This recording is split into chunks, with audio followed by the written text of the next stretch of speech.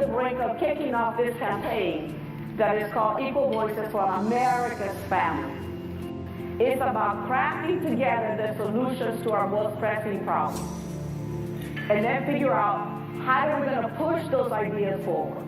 Now, the challenge for us is how do you build a platform? How do you build a space for people to connect to one another so you can talk to her and you can talk to her and say, wow, we have something in common. We care about something. I'm thinking more and more because I work as hard as I can and it just feels like it's not going anywhere. I've seen the 3 people get killed on my block. It was drug violence.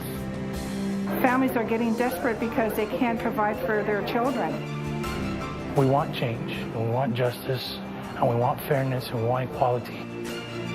There's a war right here going on with the people of this country. I just have to believe that if I do this today, that my kid's gonna have a better life than me. I have to believe that.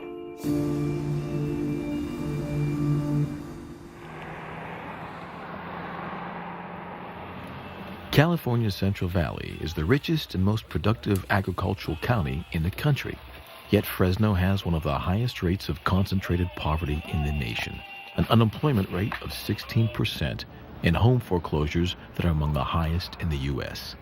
Single mother Charmaine Parker works hard just to make ends meet. Been doing it on my own for 13 years now. Pretty much decided to do it on my own because it's just too hard to bring somebody else into with your kids. A lot of tough times. Was homeless at one time. Be easy with me. Nowhere to go. Ended up getting on welfare.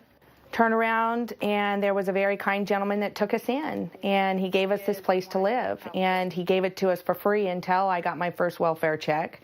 I started working at my job 7 years ago. I started out at $10 an hour, and I still feel like I'm making $10 an hour. Every 50-cent raise I get, it goes back because the cost of living has gone so high. I never feel like I'm going anywhere. I work as hard as I can, and it just feels like it's not going anywhere. I was forced to declare bankruptcy. Doctor's bills. It wasn't because of credit cards. The doctor's bills got the best of me. I couldn't pay them. Every 30 seconds, someone in the United States files for bankruptcy in the aftermath of a serious health problem. I had lost my Medi-Cal because I had gotten a 50-cent raise like before. And in that 50-cent raise, I had to start paying for my child care. I had to get insurance on myself, which was $90 to $100 a paycheck. That 50-cent raise is like $30 a paycheck. I went to the doctor a couple weeks ago, and I says, I just paid $30 to a doctor to tell them that they think I might have cancer. I go, and I don't like this at all. Hi, sweetheart. Hello. Have a good day.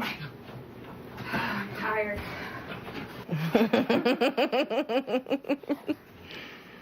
It's not getting any better because I feel like I was 7 years ago. I don't feel any different. I have no 401k. I have no savings account. I have nothing except for a paycheck that gets the bills paid and feeds my kids and does whatever little things have to be done, and that's it. If you thought about the problems every single day, how is it going to make anything better? All you can do is get up and go again. Because if you don't, what happens? You're worse.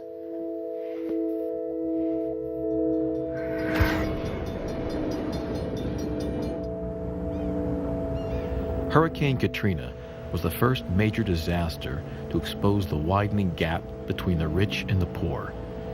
Tens of thousands of working poor, elderly, and disabled people displaced by Katrina are not expected to return because of a critical shortage of affordable housing.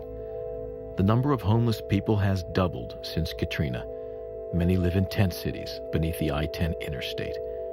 5 years after Katrina, vacant lots and broken promises still mar the lower Ninth Ward.